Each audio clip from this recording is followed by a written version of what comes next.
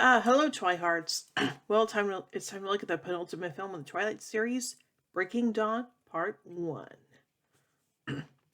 A few months after the events of the previous film, it is the day that Bella Swan and Edward Cullen's wedding, and Bella is prepared with the help of Edward's sisters, Alice and Rosalie and Renee, her mother. During the reception, Jacob Black, who quickly left town upon receiving an invitation to the wedding, returns. Bella and Edward happily exchange their vows and are married in front of their loved ones. Bella is pleasantly surprised to see Jacob return, and the two share a dance in the woods. Bella misses she and Edward plan to consummate their marriage on their honeymoon while she is still human. Jacob becomes furious, knowing that such an act could kill her. Sam and the other pack members restrain Jacob before he phases. After the wedding, the couple spends their honeymoon on Isle Esme, and they make love for the first time. The next morning, Edward realizes that Bella has numerous bruises and is upset at himself for hurting her, though Bella insists that she enjoyed the experience. Edward vows not to make love again until she becomes a vampire. 2 weeks after the wedding, Bella vomits after waking and notices her period is late.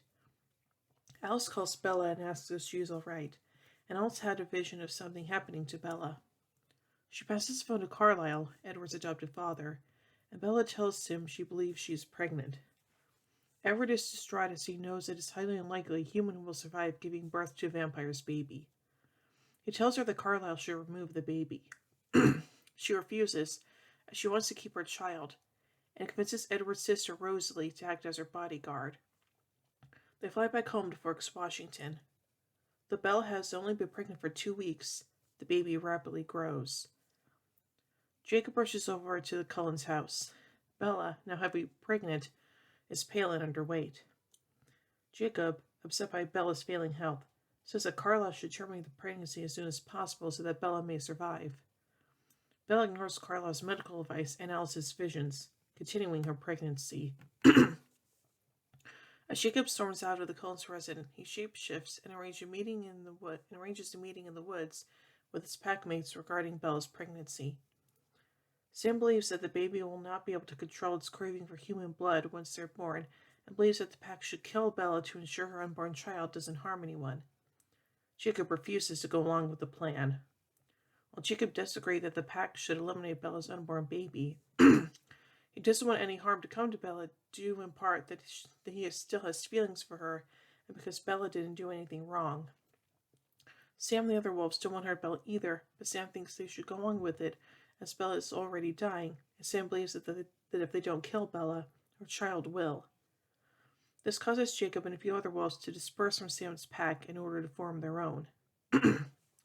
As her pregnancy progresses, the quality of her health declines rapidly, but, after a snide comment from Jacob, Bella realizes that the baby is craving blood and begins drinking human blood sourced by Carlisle from the local hospital, and her health improves.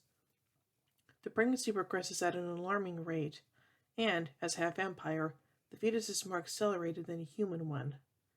Edward's dislike for the baby dissolves and notices he can read her thoughts, and he and Bella share a tender moment with their unborn child.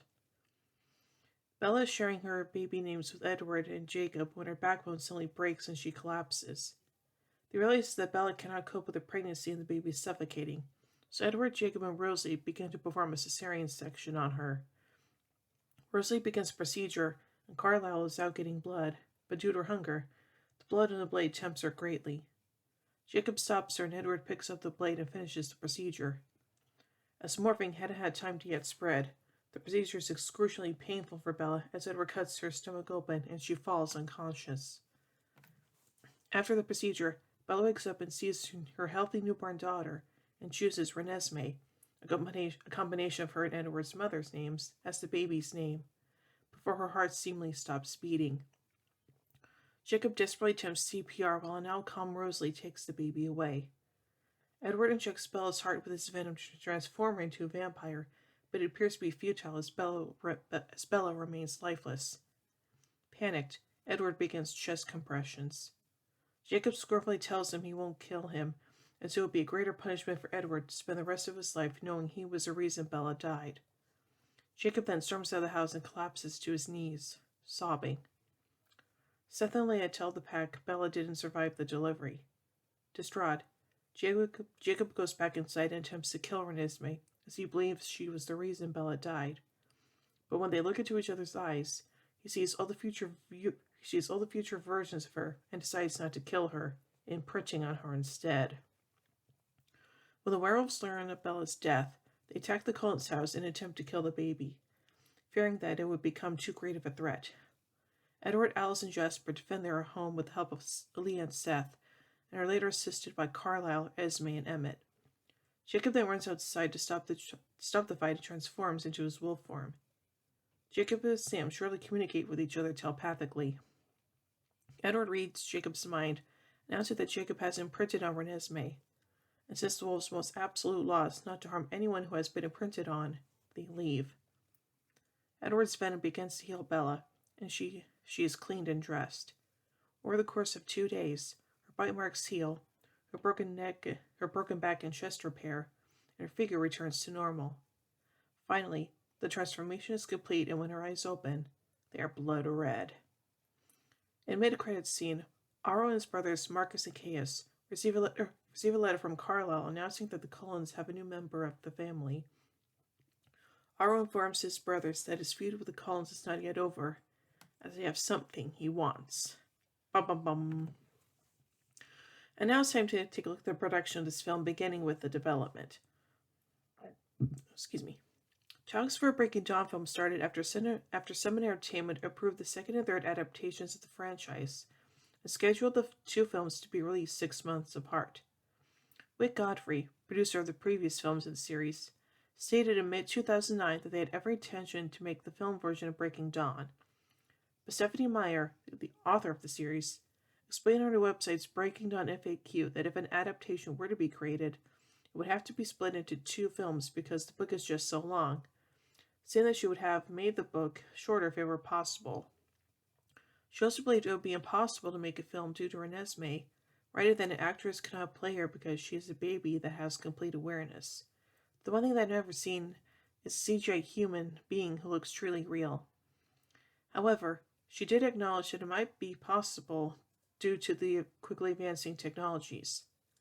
Moreover, because of the mature and explicit nature of the Breaking Dawn book, fans and critics questioned the studio would be able to keep a PG-13 rating, noting that the movie should not be rated R for the ever-growing fan base.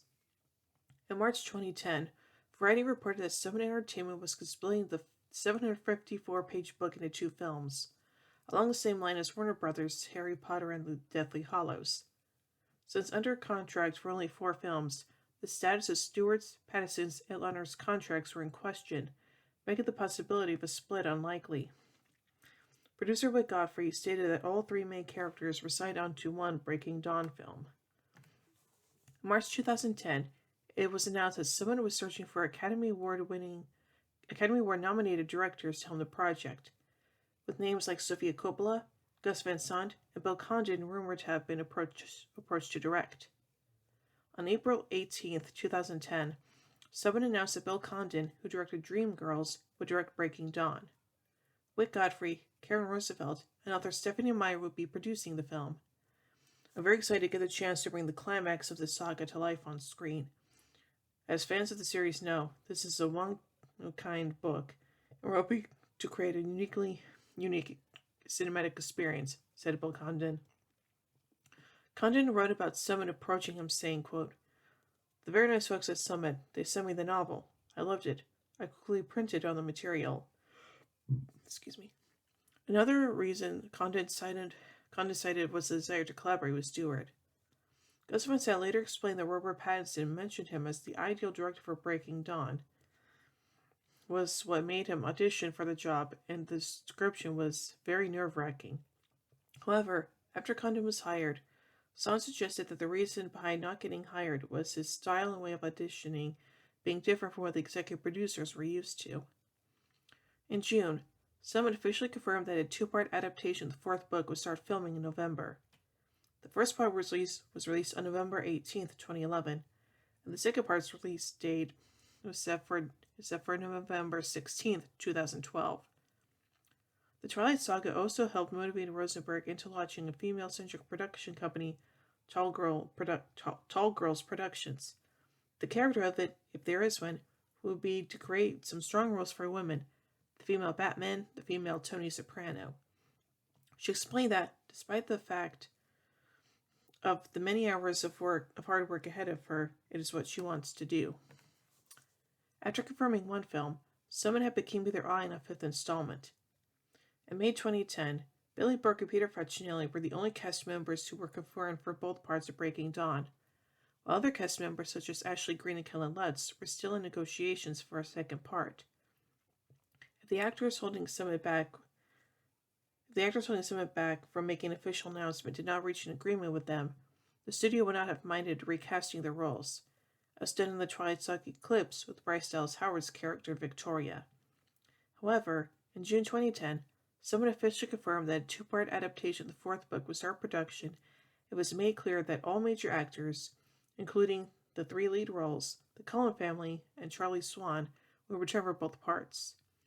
Actresses Christy Burke, Rachel St. Gelais, Sarah Pitkin, and Eliza Faria will play Renesmee at her various ages in the film. And now on to pre-production. Since the first film was released, fans and critics speculated whether Breaking Dawn would be adapted into a film concerning the adult nature of the book. In March 2010, Rosenberg spoke about adapting the book, saying, quote, "It's the big one. It's going to be a big challenge. And I guarantee you that not all the fans will be happy. I guarantee you some of them will be.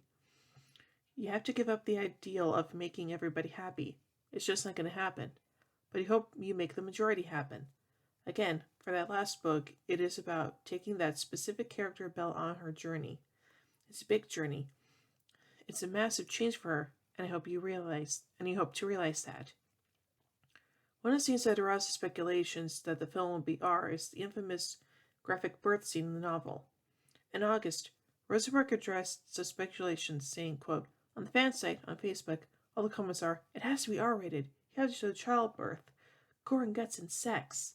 For me, it's actually more interesting to not see it. You could do childbirth without seeing childbirth. It doesn't mean it's any less evocative of an experience." Producer Rick Godfrey addressed those speculations further, saying, quote, "It would be a crime against our audience to go R-rated, as the core fans of the series are below 18, but insisted that the film is based on a mature book. So more progress and sophistication are needed. To compromise the necessary sophistication in adapting such a mature book and the needing for maintaining a PG-13 rating, Rosenberg stated the scene would be seen from Bella's point of view. Godfrey described it, saying, quote, "She's looking through the haze, experiencing pain and everything rushing around her. We only see what she sees."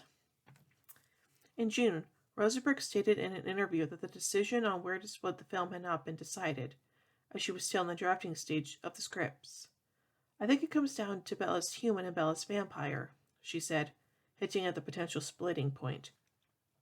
She thought that Condon would probably disagree with the statement, explaining that the decision is ultimately up to him.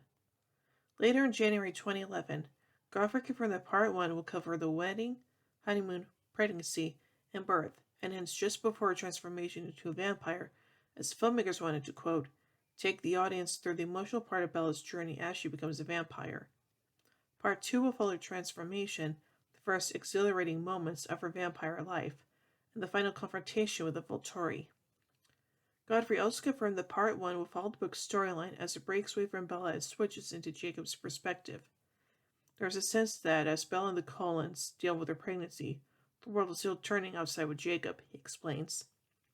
However, in March 2011, Myers said in an interview with USA Today that Part 1 will end with Bella when Bella opens her eyes as a vampire. By August, Rosenberg said that the scripts for Part 1 and 2 were 75 to 85% completed. She found the greatest challenge in writing the scripts to be the final sequence of Part 2. Quote, "The final battle sequence is a big challenge because it lasts 25 pages, she said. It's almost an entire 3-act story in and of itself. You have to keep track, keep it all in one setting, hundreds of characters. It's an enormous challenge to choreograph on the page and for Bill Condon to choreograph on the stage. She had written various drafts of the scene, but, at that, hadn't revised or discussed them with Condon yet. She said, quote, "That's the next big hurdle to sit down with the stunt coordinator and create the ballet. It's a lot of work. I'm exhausted, but we're intent on giving them the best scripts yet." Godfrey called Part 2, quote, "an action film in the terms of life and death stakes." And said that in Part 1, there are the pangs of newlywed tension that occur that are relatable even in a fantasy film. Marriage is not quite the experience that they thought it was. Condon thought of Part 1 as a real companion piece to Catherine Hardwicke's movie. Condon explains, quote, "Like, everything that got set up there gets resolved here. I think you'll find that there are stylistic and other nods to that film." Godfrey considered releasing a second film in 3D to differentiate between the time before and after Bella becomes a vampire, an idea originally proposed for Eclipse, but said that the decision is up to Condon. However, he said if the second film were to be released in 3D, he would like to shoot it with proper equipment in real 3D, as done with Avatar, not to convert it into 3D in post-production, as was done with Clash of the Titans. And now, on to filming. In order to keep the budget on both parts of Breaking Dawn reasonable, even though it is substantially greater than the previous installments in the series, much of the film was shot in and around Baton Rouge, Louisiana, at Celtic Studios in Baton Rouge. Shooting in Louisiana provided larger tax credits, which a small studio like Sony Entertainment would find favorable. Some announced in a press release on July 2010 that filming was to take place in Baton Rouge, Euclid, and Vancouver, with the wedding being shot in Squamish. Both parts will be shot back-to-back as one project. The film will attempt to keep its PG-13 rating and will not feature any of the gruesome scenes from the novel, with Kristen Stewart confirming that the birth scene wasn't as grotesque as described in the book and that she didn't puke up blood. The director Bill Condon said they shot everything as powerful and potent as they could. Though there were many reports of the cast in Whistler, British Columbia, none of the actual filming took place in Whistler itself, but to the north and south of the town in nearby Pemberton and Squamish. The stars were housed in Whistler at 4- and 5-star hotels, the crew in Squamish and Pemberton. Filming officially began on November 1st, 2010 in Brazil, with locations in Rio de Janeiro and Parte, Rio de Janeiro. The first scenes were shot in the Lapa district in Rio de Janeiro for one night. A long city block was rented for shooting, and Seven Entertainment paid residents 5 to 500 reais, $3 to $300, to not allow paparazzi or fans to overlook filming from their windows. Moreover, owners of bars and restaurants were paid 10,000 to 20,000 reais, $6,000 to $12,000, to stay closed for the evening to eliminate noise and provide a clear street. She then moved to Parte, Rio de Janeiro, where the honeymoon scenes were shot. According to Parte's tourism office, filming took place in the Taquari area, near an unidentified waterfall, and at Mamangua Bay, where a mansion is located. It rained on every day of shooting. In late November, shooting moved to Baton Rouge, Louisiana, where most of the indoor scenes were shot on a soundstage and in a house. Stewart had to wear heavy makeup to look thin and ghastly to show Bella through a phase of pregnancy where the baby starts breaking her bones. The birth scene took 2 nights to shoot, after the cast had a long conversation with Meyer, a midwife, and a doctor discussed the mechanics of the scene, particularly to decide the area where Edward should place his mouth to bite into Bella's placenta if the situation could ever occur in real life. An animatronic baby was used to film a few scenes of newborn Renesmee. The cast and crew spent 2 months of the filming process shooting in a green screen on fake snow. Reportedly, a few scenes were also shot in Arsenal Park using green screens. In late February, early March, most of the exterior shots, along Bella's vampire scenes, occurred in Canada. The film's first shooting location in Canada was Vancouver. However, the cast and crew were evacuated from the set due to the tsunami advisories resulting from the 9.2 magnitude earthquake that hit Japan on March 11, 2011.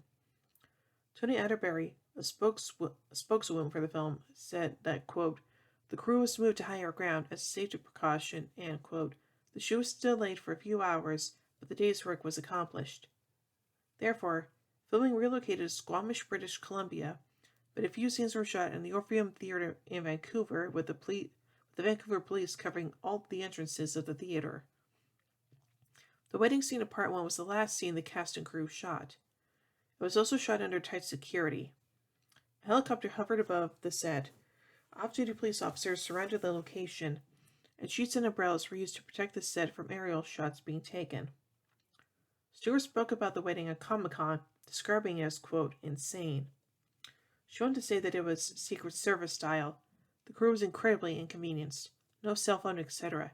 They wanted to keep the dress secret. Concerning the wedding dress, Stewart was locked in a room wearing a Volturi cloak to cover the dress. Stewart further talked about filming the scene, saying, quote, I wanted to run down the aisle. I was literally pulling away from Billy Burke. Now it was a trip to watch the wedding scenes. It was so volatile and emotional. I felt like such a crazy person. Condon spoke about it, saying, quote, the last scene we filmed was the dance scene between Jacob and Bella at the wedding. The last shot is Jacob leaving. I called cut, and then Kristen yelled, Jacob! And he hiked up her dress and started running after him into the woods, saying, come back! Don't leave! Filming wrapped for most of the cast on April 15th, 2011. However, on April 22nd, what is believed to be additional scenes that will fit into the honeymoon scene were filmed on St. Thomas, U.S. Virgin Islands in the Caribbean, which was officially the last day of shooting. The crew, Stewart and Pattinson, were shooting in the sea all day long.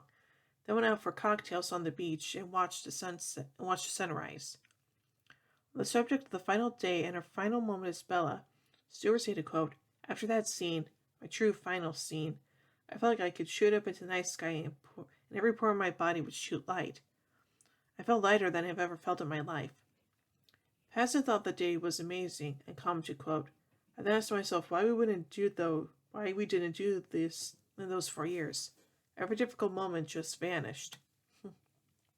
And now on to the costume design.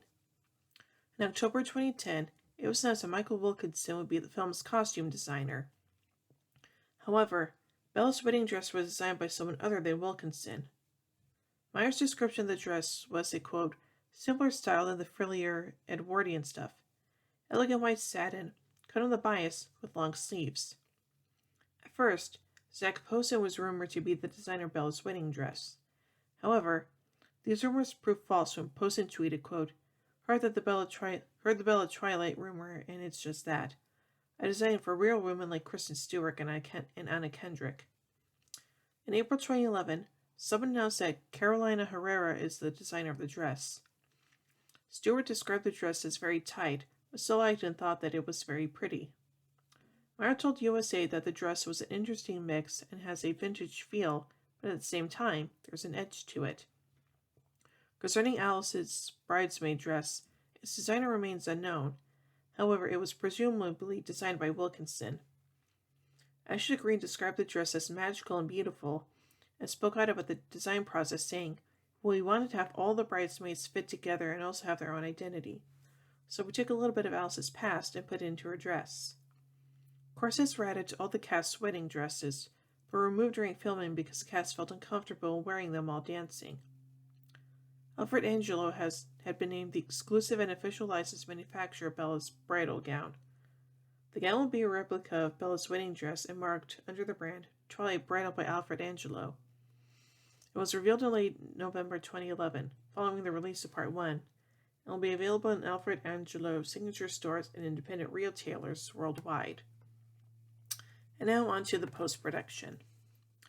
In October 2010, Condon announced that Oscar-winning visual effects supervisor John Bruno, along with his team, would helm the visual effects for Breaking Dawn, including the effects necessary to show Renesmee in her various life stages in Part 2. Later in February, Adam Howard was added to the Breaking Dawn visual effects team to help create the visual effects for Renesmee due to his notable work on a similar issue in The Social Network.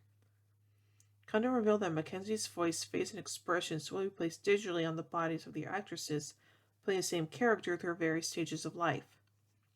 Condon spoke about the process, saying, quote, sometimes it was hard because the other actresses were actually just there. It was always going to be just Mackenzie's expressions and things like that. So it was a very specific technical thing that even I was learning as we did it. I had to say, they were real troopers, these girls. Furthermore, Special effects were also used to illustrate the invisible powers and forces between the vampires in the final battle sequence of Part 2. Montreal-based Modus FX created subtle CG effects for Part 1. It created stylized effects to emphasize the supernatural capabilities of the main characters without making them too obvious or noticeable. A team of 12 artists spent 6 weeks working on the film. Shots included creating the belly of a pregnant Bella, removing a wrist brace Stewart was wearing in the wedding scene due to an injury, and a variety of subtle cosmetic refinements. Bella's pregnancy was a challenge for Modus. The production team wanted the baby to kick and move around inside her belly, so the artist and cinematographer had to match the camera moves, the lighting, even the film grain, along with the subtleties of Stewart's skin. On the subject, CG supervisor Martin Pelletier said, quote, "For this project, we had to be really quick in terms of turnaround. We made use of very complex lighting from the set, adding 3D layers and a matched move of her stomach to make her look pregnant. We took our time at the start to get the recipe right, and that paid off in efficiency once we got going. We were soon able to turn around several shots each day." During the wedding scene, the camera pans around Pattinson and Stewart. Due to a minor wrist injury Stewart had, she was wearing a brace on the day of the shoot. Therefore, Modus was required to create a CG model of the hand and the carefully crafted rig to create natural motions. Once that was finished, every minute movement of the hand had to be matched exactly.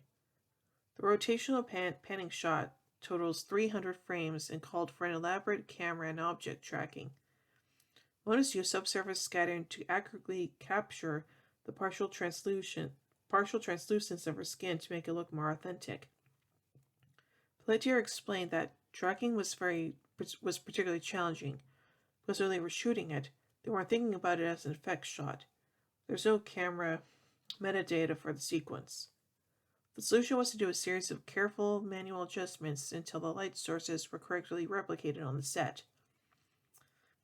In July, Condon said that the first cut of Part 1 would be finished in a few weeks, but the visual effects were still in development. Godfrey later stated that they were very close to locking picture on Part 1, and that its running time is equal to Twilight, New Moon, and Eclipse, therefore approximately 2 hours. A few weeks later, Godfrey announced that he had seen numerous cuts of the film and called it incredibly powerful already. It definitely captures what the book captures. Concerning the subject of the MPAA rating, Godfrey said that the studio does not have any word yet on the rating, but insists that it is going to be rated PG-13. Condon discussed the matter further, saying, quote, "I think it's a good challenge because the thing that makes something R is literally showing it, and if you're going to give yourself that rule, I'm not going to show. It's not going to be frontal nudity. No one wants that." And added, quote, "We're not going to, again, show splattering blood against the walls because that's going to be very visceral. It actually becomes a fun challenge to make sure you have the same experience without having to watch something clinical. It makes you feel better." And now finally on to the music. On January 14th, 2011, it was announced that Carter Burwell, composer of the first film in the series, would be returning to score both parts of the final installment. The score of Part 1 was recorded in Abbey Road Studios, London, in early September.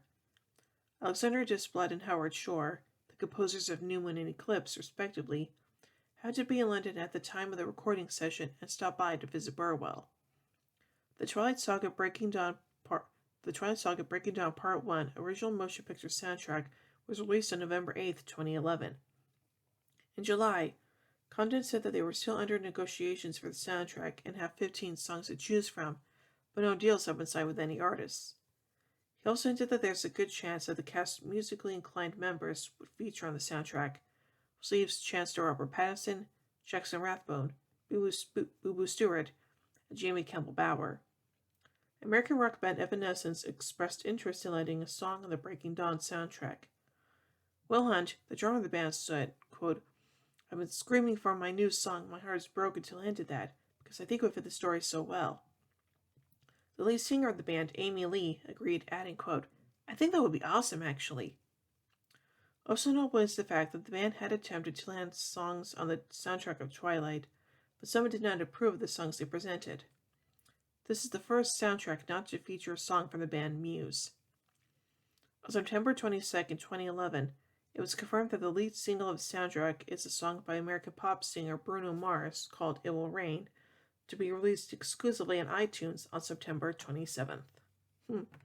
So overall, this is a pretty good penultimate entry. This penultimate entry in the series is actually pretty darn good, and yes, we got a lot going for it. So overall, I give the Twilight Saga Breaking Dawn Part 1 4 vampire fangs out of 5. And well, tune in tomorrow as we take a look at the final film in the series, Breaking Dawn Part 2. So, until then, see you everybody.